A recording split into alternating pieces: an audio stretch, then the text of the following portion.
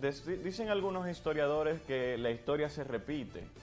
Y cuando estudiamos historia en el colegio, nos hacían el cuento de que los españoles llegaron aquí, nos enseñaron espejitos y con eso nosotros le proporcionamos oro, es decir, nos dieron espejos por oro.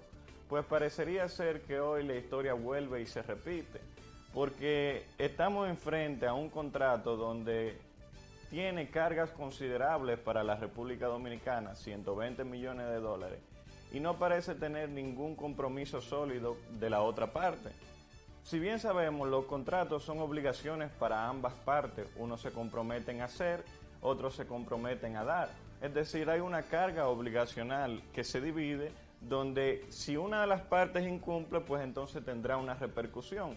Pero el detalle más importante que yo me he encontrado y que incluso podría ponerse en cuestionamiento si los legisladores están haciendo su trabajo, si el Congreso está haciendo su trabajo, si las personas que asesoran antes de llevar ese contrato al Congreso están haciendo su trabajo, porque en mi percepción personal y con respaldo, diría jurídico, estamos frente a un contrato abusivo. ¿Por qué un contrato abusivo?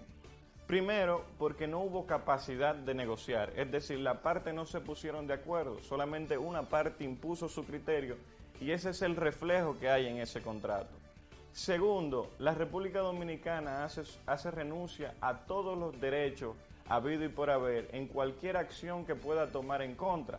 Es decir, si la farmacéutica decide no pagar, es decir, decide no proporcionar ninguna dosis, como hasta el momento lo ha hecho, que no ha proporcionado ni una dosis, no existe ninguna repercusión legal, en teoría.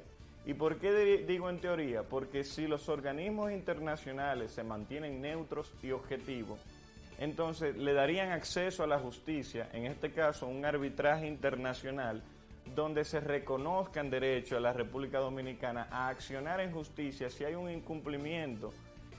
No por quizá un incumplimiento por retardo, sino un incumplimiento donde no se dé ninguna dosis. Porque hay que tomar algo en cuenta. Pfizer también prohibió que la República Dominicana pudiera optar por tener vacunas recibidas por donación de su farmacéutica. Entonces, estamos teniendo que contratar con otras farmacéuticas. ¿Y qué va a generar eso? Va a generar que vamos a tener más vacunas de las que necesitamos. Y en el caso de Pfizer, solamente tendrán una utilidad una vez llegadas al país de 6 meses, en la cual se puede conservar este producto para utilizar. Entonces, hay muchas personas que también hicieron una crítica a la pérdida de la inmunidad que tiene el Estado Dominicano, y respecto a eso yo sí tengo mi reserva, porque es necesario que si yo estoy haciendo una negociación contigo, yo tenga una forma de cobrarme. Ahora, esa concesión que hace el Estado Dominicano debió traducirse en el reconocimiento de derechos para accionar. Pero no tan solo eso. Hoy por hoy, el pueblo dominicano no puede ver ese contrato. ¿Por qué? Porque el contrato contempla cláusula de confidencialidad. Es decir, una información que afecta considerablemente al orden público, es decir, es de naturaleza pública, no puede ser del acceso de los ciudadanos, de la población dominicana. Y no tan solo eso, adicional a eso, se fija un arbitraje dudoso. El arbitraje es de interpretación estricta, es decir, que solamente podrá hacerse lo que expresamente está en el contrato. Y habla de un posible arbitraje en Nueva York, lo cual no sería neutro, porque las operaciones que está haciendo Pfizer las hace desde los Estados Unidos. Es decir, que Nueva York no es un suelo neutro.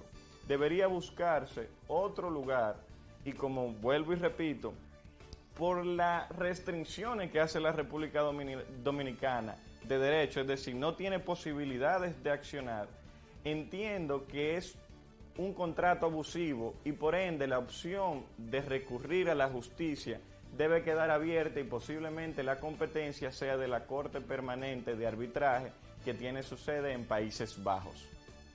Wow. ¿Y después qué vamos a hacer con toda esa vacuna, Pablo? Bueno, eso sería una gran pregunta, porque Ay, al principio amado. las instituciones hablaban de utilizarla para el refuerzo, pero por la temperatura en la que tienen que ser conservadas, la República Dominicana no cuenta con las condiciones de darle larga vida a esa vacuna. Y el detalle aquí no solamente es que tengamos vacunas de más, es qué pasaría en el escenario actual si se le da aplicación estricta a ese contrato y la farmacéutica dice, ok, yo no voy a pagar.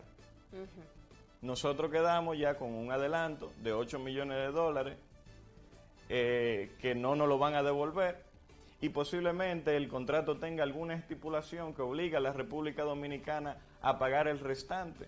Porque ¿qué es lo que hace de la inmunidad? Es que esa empresa ahora, en función de ese acuerdo, puede ejecutar en cuentas internacionales o nacionales de cuentas de banco del Estado Dominicano. Es decir, que da la posibilidad de ejecutar ese contrato, que es por la suma de 120 millones de dólares, en cualquier lugar donde el Estado Dominicano disponga de activos. ¿Por qué razón pudiera, qué razón pudiera existir para que este contrato tuviera esa cláusula de confidencialidad si verdaderamente, como lo explicas, eso es de orden público? O sea, ¿cómo es posible que nosotros no sepamos qué dice ahí? Pero es una cosa absurda. Lamentablemente, pienso que ahí es donde se hace el cuestionamiento a los congresistas, porque se quiso alegar como que era un asunto de o tú estás a favor de la vacuna o tú estás a contra de la vacuna. Y no, es un asunto del tipo de negociación que se está haciendo. Brasil se negó a un acuerdo similar, Argentina se negó a un acuerdo similar. Es decir, ya hay precedentes de países que se negaron a negociar en esas condiciones. Entonces, habría que preguntarse si hay algo debajo de la mesa que motivara a nuestros legisladores a dar el visto bueno a un contrato que es abusivo, que transgrede el derecho no solamente del Estado, sino que puede repercutir directamente en el derecho de los ciudadanos, nuestro derecho a la salud, porque si nosotros contratamos dosis y no nos las dan, entonces ¿en qué condición queda el pueblo dominicano? Así es. Bueno, pues muchísimas gracias, Paulio, por compartir con nosotros estas interesantes informaciones en base a este tema, y ya vamos a ver en lo adelante qué se destapa, porque algo debe haber ahí con relación al manejo que se le ha dado a este contrato. Debe existir algo que no conozcamos. De hecho, casi no conocemos nada de lo que ahí se estipula. Todo se ha dicho a grosso modo.